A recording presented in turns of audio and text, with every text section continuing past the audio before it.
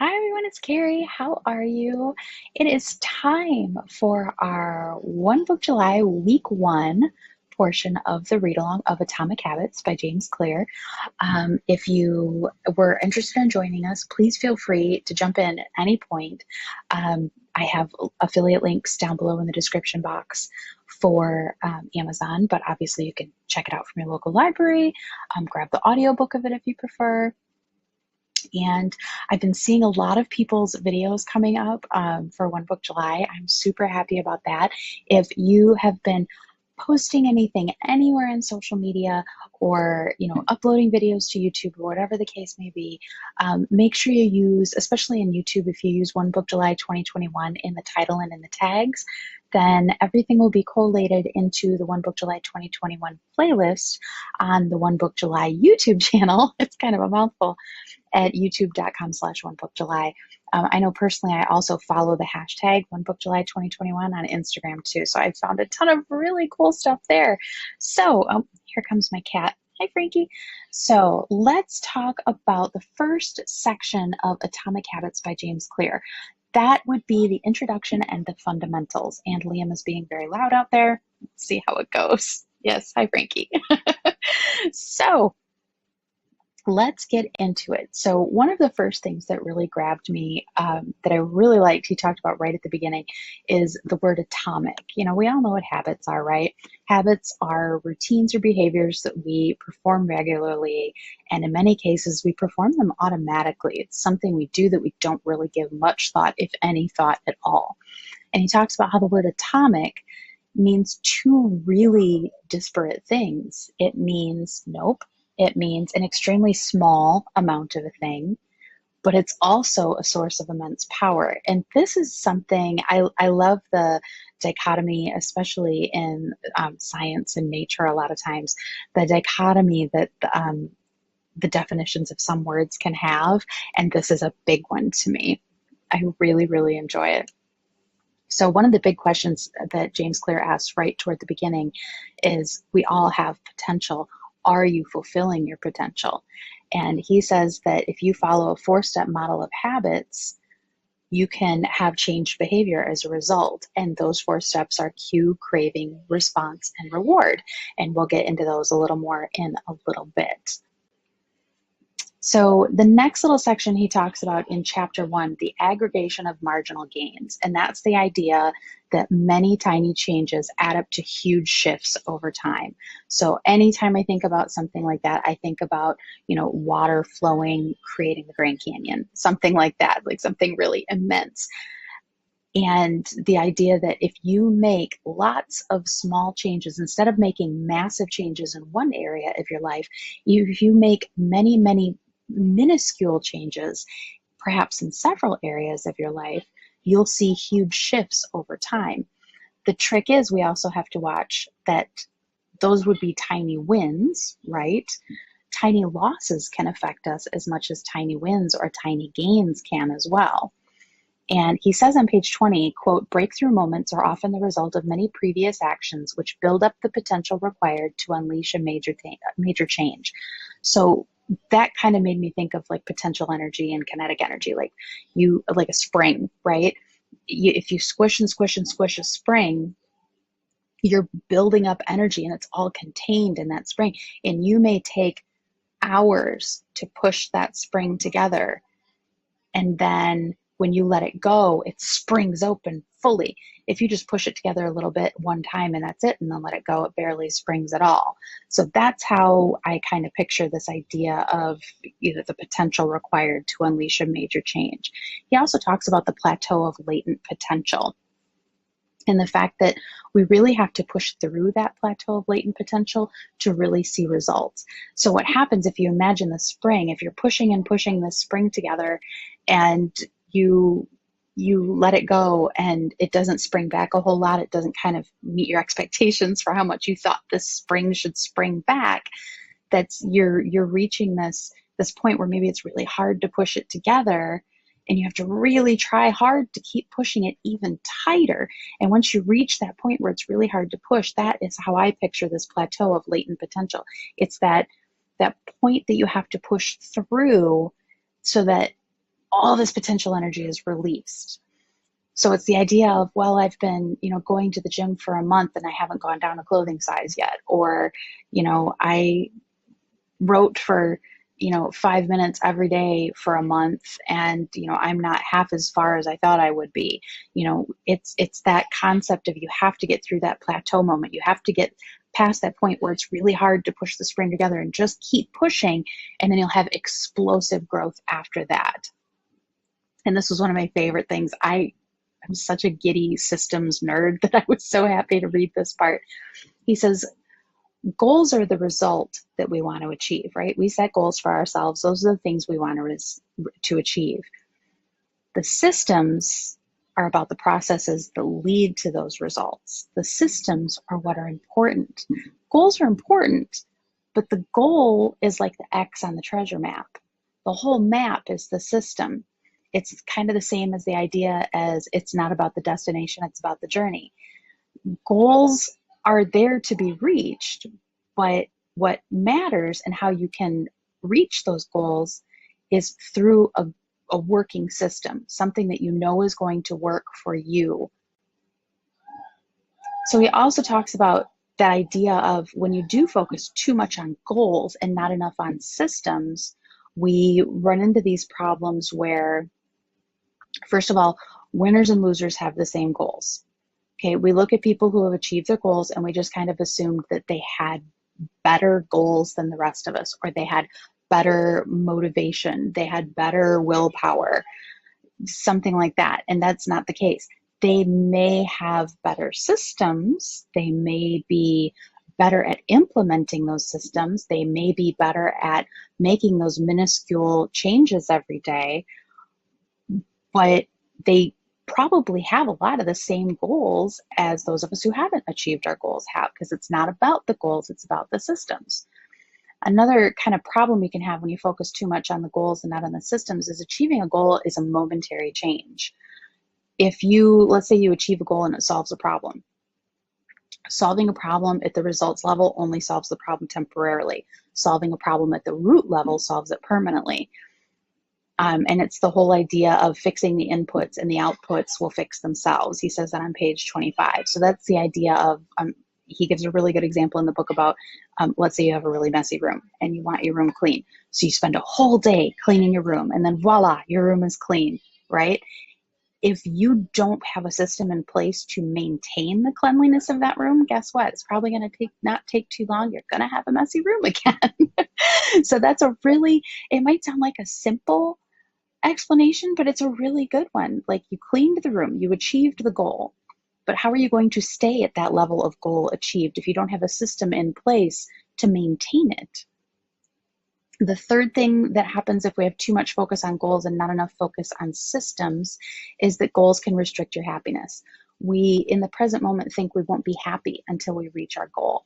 So either we achieve our goal and we're happy, or we fail and we're not happy. And for that, I always think of knitting. I love to knit. I don't get very much time to do it lately, but I remember it was kind of a big topic of conversation for a little while, and kind of the knitting community that I thought was a real fascinating conversation was, are you a process knitter or a project knitter? And I think this applies to anybody who creates anything. Do you enjoy the process, whatever it is you're creating, whatever it is you're making? Are you making it because you enjoy the process of making it, or are you making it because you like the end result project? What is your motivation there? I know I get a lot of joy out of the process of knitting. I'm one of those people who has a lot of unfinished projects. I have so many unfinished socks knit, it's not even funny. Because knitting with interruptions is not fun. But I personally enjoy the process more than the project itself. I enjoy the end result. We enjoy reaching our goals, right? But we have to learn to enjoy the process and to really dig into our systems to be able to get to that end goal. And the last thing he says is a problem with focusing too much on goals is that goals are at odds with long-term processes. So a lot of times people will achieve a goal and then they'll fizzle out. So you achieve a goal, and then let's say you go, oh gosh, what's next? This huge goal, I worked toward it for years and now I've achieved it.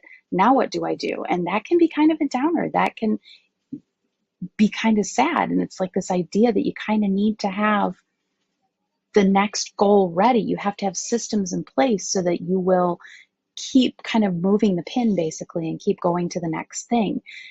He says perfectly that we set goals to win the game. We build systems to continue playing the game. I thought that was really appropriate. This next slide, this is a big one. If you are having trouble changing your habits, the problem is not you. The problem is your system. And this really hit home for me. He gets into this in a little more in depth in chapter 2 when he talks about your identity. And here's the thing, guys. Knowing that you are not the problem, that a flawed system is the problem, can ease a lot of negative self-talk, because a system can be changed. It's going to take work, it's going to take effort, but you are not inherently flawed.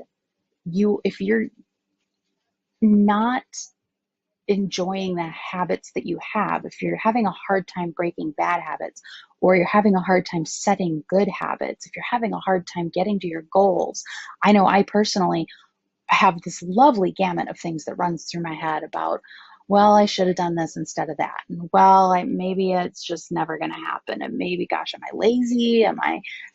It's this negative self-talk that can really undermine everything. It really can. Whereas if I tell myself, nope, it's not me, it's that my system is flawed. We don't rise to the level of our goals, we fall to the level of our systems. And I thought that was gold. That right there is gold. So bear that in mind the next time you're telling yourself something negative, because we all say things to ourselves that we would probably, hopefully, never say to another living human being. Things we say to ourselves we would never say to our friends or family members, maybe. We're very, very hard on ourselves on the inside. So knowing that a system that is changeable is the problem is a relief. And it's like, okay, let's dig in and change it then. So speaking of that change then, there's 3 levels that he talks about where change can occur. So number 1, you can change your outcomes. So most goals sit at that level of change. They're about what you get. Those are the ones that are about the end result. Those are about just the goal itself and not the system underlying getting there. The second level where change occurs is changing your processes. So most habits, he says, are associated with that level. If you change your habits and your system, those changes are about what you do. So the first one is about what you get. The second one is about what you do. The third one, changing your identity, is really associated with beliefs, assumptions, and biases. It's about what you believe. And that's the level that we need to make changes at, this deeper level. A lot of times we do it backwards, basically. And those are what he calls identity-based habits. So if we can establish identity-based habits, that will make us focus on who we wish to become. Because we're talking about our system being important, right? Behind every system of action is a system of beliefs, okay? And this reminded me a lot of Stephen Covey. Beliefs and assumptions shape the system. So you can make all these improvements, but until you make these improvements inherent to who you are, they're only going to be temporary. They're not going to hang around. So the trick is to start with changing your identity and work your way up that list. Instead of going outcomes, processes, identity, we need to start with our identity, changing who we feel we are. That will help us change our processes, which will just lead to changed outcomes. So that requires a lot of unlearning, is how he puts it, which is a great way to put it. So how do we change who we are? Well, he says, it sounds really big. It sounds really complicated. It really can be broken down into 2 steps. Decide the type of person you want to be and prove it to yourself with small wins. So if you want to be a writer, then in your mind, if you write a page, you're a writer. If you start a workout, you're an athlete. Those are the examples that are a few of the examples that he gives. If you work backward from the results that you want to the type of person who would get those results. So ask yourself, what would a healthy person do? What would a good teacher do? So, and then work backward from those results. What would that person do? Because then you are committing to action the things that make you that person. And just consistently ask yourself, are you becoming the type of person you want to become? And then in chapter 3, he talks about building habits. So he explains a lot about why our brains like habits. And in real short summary, our brains like habits because when habits are formed, the level of brain activity actually decreases. They're shortcuts. Okay, they're shortcuts that our brain can take, that our brain has learned from experience, because our minds only have so much bandwidth, right? Our conscious mind has so much bandwidth, and that is it. It is finite. So our conscious mind is always kind of trying to focus on whatever task is most important in front of us right at this moment. So stuff that can just be kind of completed by habits, your conscious mind kind of passes off to the unconscious mind to free up bandwidth. And that's what a habit is. And a lot of people say, well, I don't habits like restrict you. Don't you feel like you have this strict routine every day? And, and I can understand the idea of feeling like, oh, that's a lot of restriction. And it's really not, because habits free up bandwidth in your mind. Habits are actually more freeing by far than restricting. So he says the 4 ways of building a habit are cue, craving, response, and reward.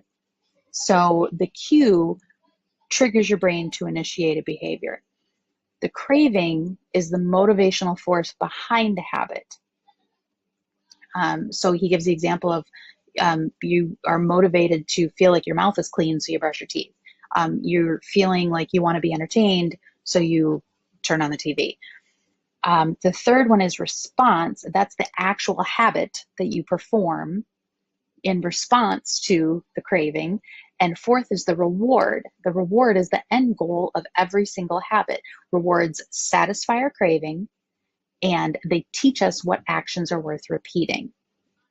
So the reward becomes associated with the cue, and we have ourselves a feedback loop, right?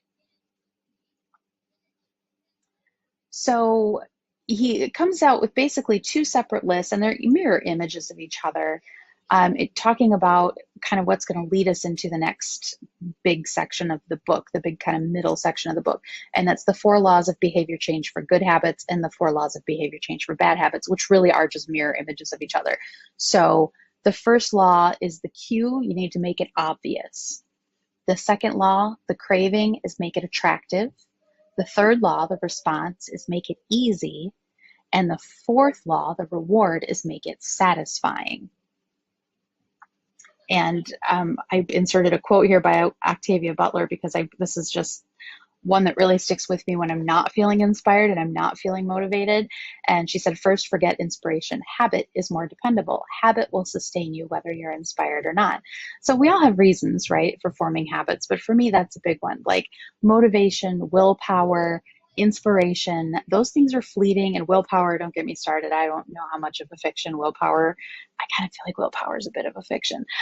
But habits, because our brain likes habits, because habits make our brain's job easier, our brain will always default to habits in any moment, right?